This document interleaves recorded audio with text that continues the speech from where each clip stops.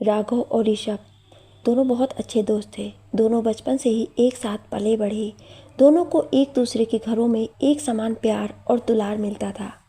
राघव के पिता एक छोटी कंपनी में साधारण से कर्मचारी हैं। ऋषभ के पिता एक उच्च अधिकारी के पद पर तैनात है। ऋषभ को राघव के हाथ की भेलपूरी बहुत पसंद थी। वो अक्सर राघव के घर उसके हाथ की भेलपूरी खाने आता था। अब दोनों दोस्त उच्च शिक्षण संस्थान में प्रवेश ले चुके थे, लेकिन दोनों का प्यार बचपन के जैसा ही था। दोनों दोस्त एक ही कॉलेज से बीटेक कर रहे थे। इस वर्ष दोनों की बीटेक की पढ़ाई भी पूरी होने वाली थी। कुछ दिनों बाद ऋषभ के पिता का ट्रांसफ़र दूसरे शहर में हो जाता है। ऋषभ का परिवार अब लखनऊ में शिफ्ट हो जाता है। इस प्रकार 2 वर्ष कैसे बीत गए, समय का पता ही नहीं चला। राघव ने एमटेक की पढ़ाई पूरी कर ली और अब उसके पिता का स्वास्थ्य भी खराब रहने लगा था। इसलिए राघव ने एक कंपनी में काम करना शुरू कर दिया। राघव के माता पिता ने शीघ्र ही उसकी शादी कर दी। राघव की शादी के बाद ही जैसे उसके ऊपर दुखों का पहाड़ टूट गया। शादी के कुछ दिनों बाद ही उसके पिताजी का देहांत हो गया और अभी पिता के सदमे से वो उबर भी नहीं पाया था कि कुछ दिनों बाद उसकी माँ का भी हृदय गति रुकने के कारण देहांत हो गया। माँ और पिताजी के देहांत के बाद राघव पूरी तरह टूट चुका था। अब वो अपनी ज़िंदगी से बिल्कुल हताश हो चुका था। तभी एक और बुरी खबर उसे मिल गई। अभी वो जिस कंपनी में काम कर रहा था वो भी अचानक बंद हो गई। एक के बाद एक बुरी खबरों से आहत होकर अब उसने ये घर और शहर दोनों छोड़ने का निश्चय कर लिया। दूसरे शहर में पहुंचकर सबसे पहले उसने एक कंपनी में अपने लिए नौकरी की तलाश की और उस कंपनी में काम करना शुरू कर दिया। अब धीरे धीरे उसकी ज़िंदगी सामान्य होने लगी थी।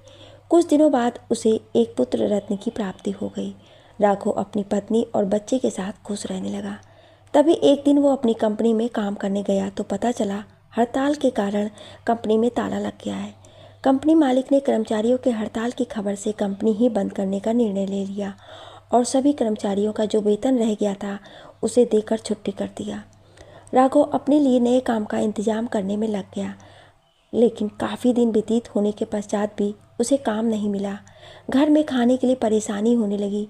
एक दिन अचानक उसके बेटे की तबीयत खराब हो गई। उसके इलाज के लिए उसे अपनी पत्नी के गहने बेचने पड़े। अब उसके घर की हालत दिनों दिन खराब होती जा रही थी। उसकी हालत और भी बदतर होती जाती, लेकिन उसका व्यवहार इतना अच्छा था कि दूध, सब्जी और फिर किराने वाले ने उसे अभी तक जवाब नहीं दिया था और सामान देते जा रहे थे। अब तो राघव को भी शर्म आने लगी थी। अब उसने मजबूरी में भेलपूरी बेचने का निर्णय लिया। एक दिन बाजार से जाकर भेलपूरी के लिए पूरा सामान खरीदा और फुटपाथ पर बैठकर बेचने लगा। लोगों को उसके हाथ की भेलपूरी का स्वाद अच्छा लगने लगा और अब उसके परिवार का भरण पोषण अच्छे से चलने लगा। एक दिन उसके दुकान के पास एक बड़ी कार आकर रुकी। कार में बैठे व्यक्ति ने कार में बैठे बैठे 2 पैकेट भेलपूरी बनाने के लिए कहा। राघव को कार में बैठे व्यक्ति की आवाज़ सुनकर झटका सा लगा। उसे ऐसा लगा कि शायद ये आवाज़ जानी पहचानी है। राघव ने कार के अंदर बैठे व्यक्ति को देखने का प्रयास भी किया, लेकिन कार का शीशा बंद होने के कारण उसमें बैठा व्यक्ति दिखाई नहीं दे रहा था। इसके बाद राघव भेलपूरी बनाने में लग गया और उसने बड़े प्यार से सभी मसाले डालकर 2 पैकेट भेलपूरी बनाकर ड्राइवर को पकड़ा दिया। ड्राइवर ने भेलपूरी लेकर उसे 500 का नोट पकड़ा दिया। राघव ने कहा, भाई मेरे पास अभी इतने रुपए नहीं हैं कि मैं इनसे बाकी रुपया आपको लौटा सकूं। ऐसा करना, फिर कभी आना तो मुझे मेरे रुपए दे देना। इतना कहकर राघव ने 500 का नोट वापस कर दिया। ड्राइवर ने दोनों पैकेट लेकर ऋषभ और उसकी पत्नी को पकड़ा दिया, साथ ही 500 का नोट भी वापस कर दिया। ऋषभ ने कहा, भेलपूरी के पैसे तो दे दो। ड्राइवर ने बताया कि उसके पास खुले नहीं थे, इसलिए उसने 500 का नोट वापस कर दिया। उसने कहा, फिर कभी दे देना। मालिक ने कहा, ऐसा करो, जाकर ये रुपए उन्हीं को दे दो, कह दो हम खुले फिर ले लेंगे। ड्राइवर ने जाकर राघव से कहा, आप इसे रख लो, मालिक आपसे खुले बाद में ले लेंगे। इस बार राघव ने कहा, नहीं भाई, ऐसा नहीं हो सकता। आपके मालिक किसी समय पर मेरे पास आए और मेरे पास उस समय भी खुले नहीं रहे तो, या इतना पैसा नहीं रहे तो उनका आना बेकार हो जाएगा। इसलिए आप इस रुपए को मालिक को वापस कर दो। ड्राइवर ने जाकर यही बात अपने मालिक से कहा। अब मालिक को भी उसकी बात समझ में आ गई। उसने कहा, चलो फिर कभी इधर से निकलेंगे तो उसे भेलपुरी का पैसा दे देंगे।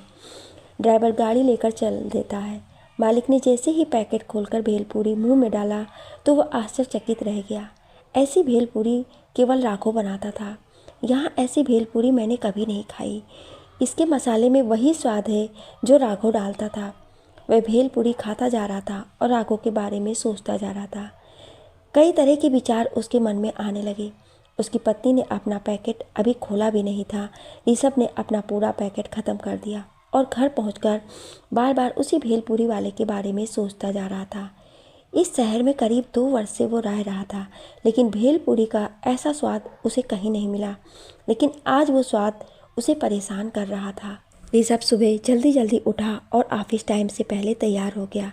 पत्नी ने कहा, आज कोई मीटिंग है क्या जो इतनी जल्दी जा रहे हो? ऋषभ ने कहा, मीटिंग तो नहीं है, कोई उससे भी ज़्यादा ज़रूरी काम है। वो गाड़ी में बैठा और ड्राइवर से भेलपुरी वाले स्थान पर चलने को कहा। ऋषभ गाड़ी से उतरकर राघव का इंतज़ार करने लगा। काफ़ी समय बीत गया। राघव भेलपुरी बेचने नहीं आया। वह भी आज आने वाला भी नहीं था, क्योंकि राघव भी गाड़ी मालिक की आवाज़ से बेचैन था। घर पहुंचा तो राघव ने बड़े एकांत मन से ध्यान केंद्रित किया और कार मालिक की बातों पर गौर किया तो उसे पता चला कि इस तरह तो ऋषभ ही बोलता है और वह भेलपुरी का बहुत भक्त भी था। उसने जैसे ही मेरे हाथ की भेलपुरी खाई होगी तो वो मुझे ज़रूर पहचान जाएगा। दूसरे दिन वो ज़रूर मुझसे मिलने आएगा। इसलिए आज वो भेलपुरी वाले स्थान से थोड़ा दूर एक कोने में बैठकर ऋषभ का इंतज़ार कर रहा था और उसका शक सही निकला। ऋषभ आज बड़ी बेसब्री से राघव का इंतज़ार कर रहा था। ऋषभ ने आसपास वालों से भी पूछा कि भाई, आज भेलपुरी वाले आज नहीं आएंगे क्या?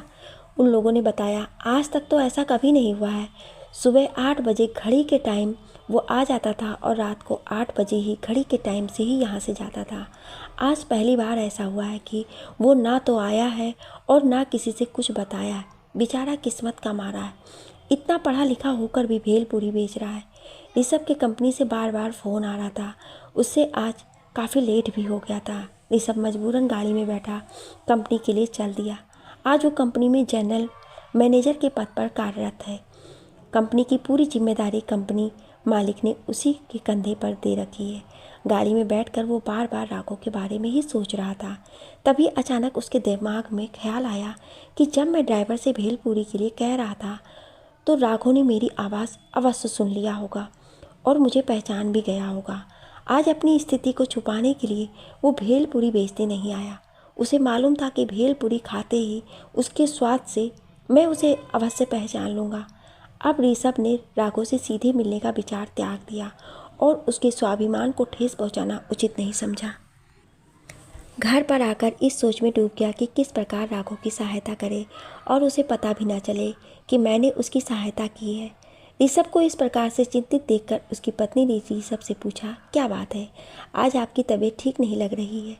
आज तक मैंने कभी भी इस प्रकार से आपको चिंतित नहीं देखा। ऋषभ ने अपने दोस्त की सदैव पत्नी से तारीफ ही की थी, इसलिए उसे अपने दोस्त की इस हालत के बारे में नहीं बताना चाहता था। इसलिए उसने कहा, कुछ नहीं, थोड़ी सी ऑफिस की समस्या है, जल्द ही वो ठीक हो जाएगी। इतना कहकर वो कमरे से बाहर निकलकर लॉन में जाकर बैठ गया। दूसरे दिन ऋषभ ने अपने सबसे विश्वास पात्र नौकर को बुलाया और उसे राघव के पास भेलपुरी लेने के लिए रोज भेजने लगा। इस प्रकार उसने राघव की सारी स्थिति एवं उसके साथ घटी सभी घटनाओं को पता कर लिया। एक दिन नौकर ने ऋषभ की योजना के अनुसार राघव को शहर की एक अच्छी कंपनी में जगह खाली होने की सूचना दी और उसे उस कंपनी में नौकरी मिलने की पूरी संभावनाएं बताई। लेकिन राघव ने कंपनी में इंटरव्यू के लिए जाने से इनकार कर दिया। उसने कहा कि भाई, कंपनियों में तो पहले से ही पद भरा रहता है, बस खाना पूर्ति के लिए इंटरव्यू लिया जाता है। इस पर नौकर ने कहा, नहीं भाई, उस कंपनी का मैनेजर बहुत ईमानदार है, वो केवल योग्यता देखता है, वह सिफारिश बिल्कुल नहीं मानता। दोस्त, तुम्हारे पास इतनी योग्यता है, तुम्हें एक बार उस कंपनी में ज़रूर जाना चाहिए। अगर नौकरी नहीं भी मिली, भेलपुरी तो आप बेच ही रहे हो, बाकी जैसा उचित समझो। इतना कहकर वो वहाँ से चला जाता है। घर आकर राघव सोचने लगता है कि उसका कहना भी सही है, एक बार जाने में कोई बुराई नहीं है, क्या पता उसकी बात सही हो। दूसरे दिन राघव सुबह जल्दी तैयार होकर इंटरव्यू के लिए उस कंपनी में निकल पड़ता है। उधर ऋषभ ने इंटरव्यू के लिए एक बोर्ड गठित कर दिया था और उसमें सभी सदस्यों को चेतावनी भी दे दिया था कि मेरे पास योग्य व्यक्तियों की नाम की सूची संस्तुति हेतु आनी चाहिए। सभी अधिकारियों ने कंपनी में आए सभी अभ्यर्थियों के इंटरव्यू लिया और उनमें से 3 नामों की संस्तुति ऋषभ के पास भेजा गया। इसमें सबसे ऊपर राघव का नाम था। ऋषभ ने तुरंत राघव के नाम पर सहमति प्रदान कर दी। चयन बोर्ड ने राघव को बुलाकर उसे कंपनी में प्रोडक्शन इंचार्ज के पद पर नियुक्त कर दिया। राघव को अपने ऊपर यकीन ही नहीं हो रहा था कि इतनी बड़ी कंपनी में इतना बड़ा पद मुझे मिल सकता है। उसने मन ही मन उस नौकर को धन्यवाद दिया और सबसे पहले मंदिर में जाकर भगवान को प्रसाद चढ़ाता है और घर पहुंचकर पत्नी को गोदी में उठाकर ज़ोर ज़ोर से चिल्लाने लगता है कि हमारी किस्मत खुल गई, भगवान ने हमारा सुन लिया, मुझे नौकरी मिल गई। पत्नी भी बहुत प्रसन्न हो जाती है और तुरंत सभी लोग फिर मंदिर में भगवान से आशीर्वाद लेने जाते हैं। राघव के पूरे परिवार में खुशियां छा जाती हैं। सुबह राघव नौकरी पर जाने से पहले अपने भेल पूरी बेचने के स्थान पर जाता है और अपने सभी साथियों को मुंह मीठा कराता है। उसके सभी साथी उसे बधाई देते हैं। कंपनी पहुंचकर राघव अपना पद ग्रहण करता है और पूरी निष्ठा एवं लगन के साथ काम में लग जाता है। राघव ने अपने काम से कंपनी के सभी कर्मचारियों का मन जीत लिया। सभी लोग उसकी बहुत तारीफ करने लगते हैं। इस 1 माह के दौरान कंपनी का प्रोडक्शन भी बहुत अच्छा हो जाता है। इस दौरान उसे एक ही चीज़ अजीब लगती है कि कंपनी मैनेजर उसे कभी मुलाकात नहीं की और वो मिलने की कोशिश भी करता तो कंपनी मैनेजर उसे अगले दिन आने की कहकर टाल देता था। अब इस कंपनी में सब कुछ बहुत अच्छा चलने लगा। कंपनी मालिक काफ़ी दिनों से ऋषभ को अपनी दूसरी कंपनी में भेजना चाह रहा था क्योंकि वहाँ सब ठीक नहीं चल रहा था, लेकिन ऋषभ राघव को पूरी तरह सेट किए बिना नहीं जाना चाहता था। लेकिन अब वो अपना दायित्व को पूर्ण कर चुका था, इसलिए उसे अब लगा कि मालिक की बात मानकर दूसरी कंपनी में चले जाना चाहिए।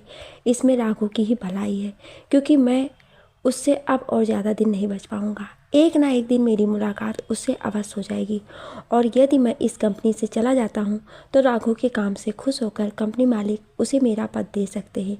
इसलिए मुझे हर हाल में इस कंपनी से जाने की तैयारी कर लेनी चाहिए।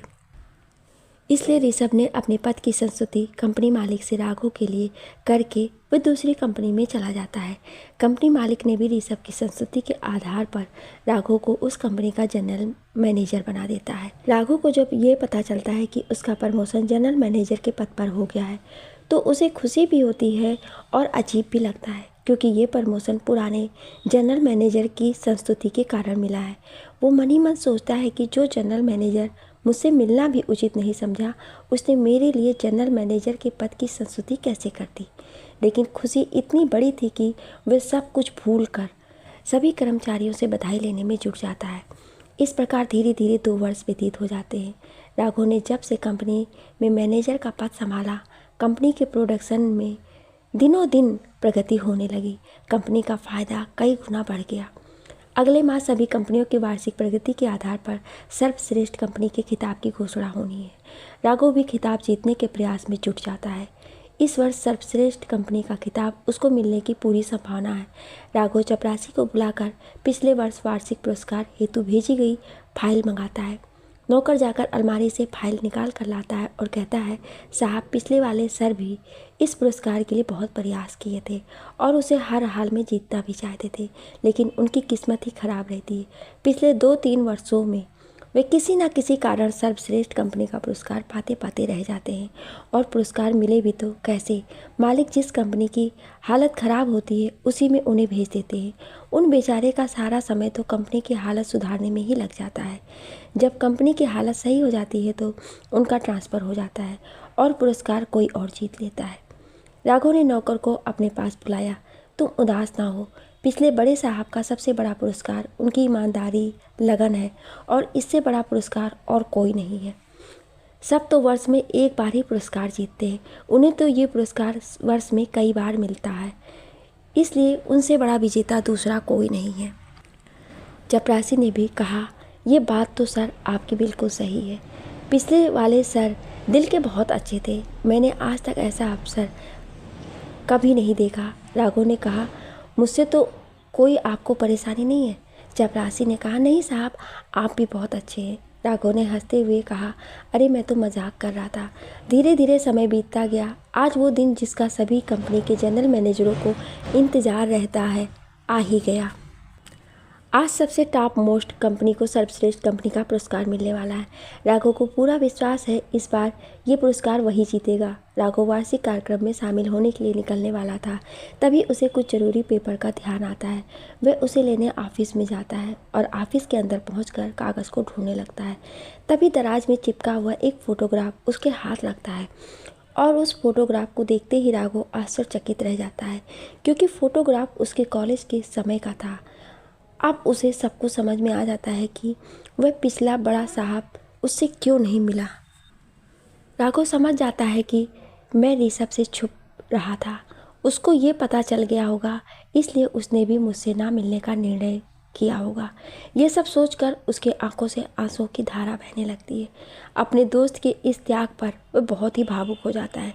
तभी चपरासी ऑफिस के अंदर प्रवेश करता है और कहता है कि सर, हमें लेट हो रहा है, आपको निकलना चाहिए। इस पर राघव कहता है, तुम गाड़ी पर पहुंचो, मैं आ रहा हूं। चपरासी के जाने के बाद राघव अपने आंसू पोंछता है और ऑफिस से बाहर निकलकर कार में बैठने को चल देता है।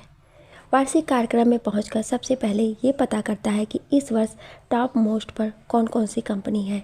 तो उसे पता चलता है कि इस बार खिताब की दावेदार सिर्फ 2 कंपनियां हैं, एक उसकी और दूसरी ऋषभ की। ये सुनते ही राघव बहुत दुखी हो जाता है और वह भागकर निर्णायक मंडल के सदस्यों के ऑफिस में पहुंचता है और हाथ जोड़कर उनसे विनती करते हुए अपना नाम वापस लेने के लिए कहता है। निर्णायक मंडल के सदस्यों द्वारा नाम वापस करने से मना कर दिया जाता है।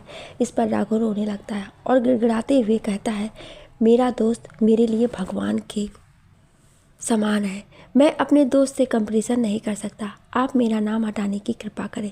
निर्णायक मंडल के सभी सदस्यों ने उसकी बातें सुनने के उपरांत उसे बाहर जाने को कहते हैं।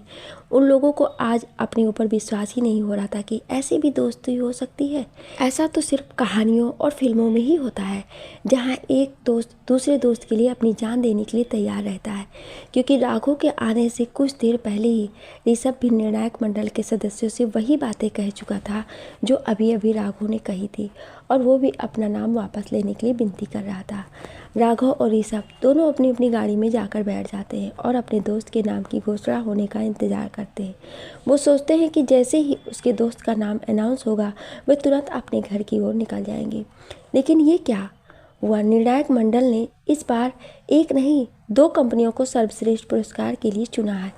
स्टेज से जैसे ही दोनों दोस्तों के नाम की घोषणा होती है, दोनों दोस्त बहुत चक्का रह जाते हैं। अब आज उनकी मजबूरी हो जाती है एक दूसरे के सामने आने की। अनाउंसर दोनों दोस्तों की दोस्ती के बारे में भी स्टेज से ही बताते हैं, कैसे एक दोस्त दूसरे दोस्त के लिए मर मिटने के लिए तैयार है। दोनों दोस्त स्टेज पर पहुंचते हैं और रोते हुए दूसरे को गले लगा लेते हैं। अनाउंसर की बात सुनकर हॉल में उपस्थित सभी लोगों की आंखें नम हो जाती हैं और पूरा हॉल दोनों दोस्तों की सच्ची दोस्ती और प्यार को सलाम करता है। तालियों की गड़गड़ाहट के साथ दोनों दोस्त सर्वश्रेष्ठ कंपनी का पुरस्कार प्राप्त करते हैं। आप सभी लोगों का इस कहानी को इतना प्यार देने के लिए बहुत बहुत धन्यवाद। लिखने और बोलने में कोई त्रुटि हुई हो उसके लिए क्षमा प्रार्थी हूँ। आपको ये कहानी कैसी लगी हमें कमेंट करके ज़रूर बताएं, और ऐसी इंटरेस्टिंग कहानियाँ सुनने के लिए हमारे चैनल को सब्सक्राइब जरूर करें। Thank you.